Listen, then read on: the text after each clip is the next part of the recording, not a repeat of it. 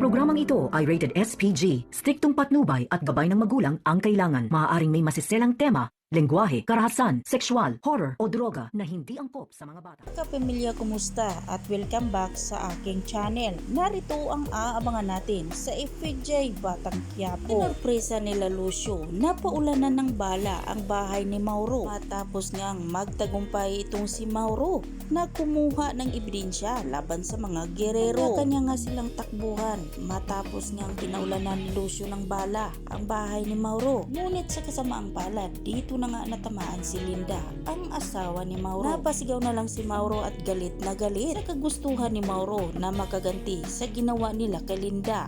Lumabas siya at sumugod sa gitna ng putukan. Ngunit si Mauro naman ang natamaan. Napasigaw na lang si Punggay at Dimples nang makita nila na unti-unti nang bumabagsak si Mauro. Galit na galit si Tanggol, handa niyang ipaglaban ang pamilya ni Punggay. Kabilang banda, nagkaharap naman si Inting at Kidlat. Galit na galit si Inting at sinabi niya kay Kidlat na kailangan mabigyan ng hustisya ang pagkawala sa kanyang kaibigan na si Uwing. Lumabas si Kidlat sa kanyang pinagtaguan, ngunit ang hindi niya alam, nakaabang na pala si Inting sa kanyang paglabas. Hindi nagdadalawang isip si Inting na barilin si Kidlat, kaya dito na siya natamaan. Sila Lucio, Punggay at Tanggol patuloy ang putukan at nagpapalitan. Unti-unting nababawasan ang mga kasamahan ni Lucio, ngunit naubusan ng bala si Punggay. Si ni Lucio na naubusan na ng bala si Punggay, kaya ginamit niyang pagkakataon para makuha niya si Punggay. Mabilis namang nakita ni Tanggol si Punggay na wala ng bala,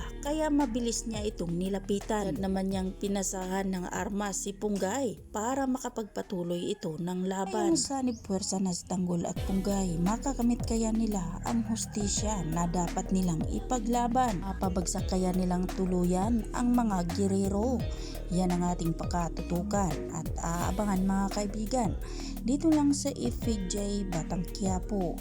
At huwag po sana ninyong kalimutan na i-like, i-share at pahingi na rin ng isang subscribe. Maraming salamat.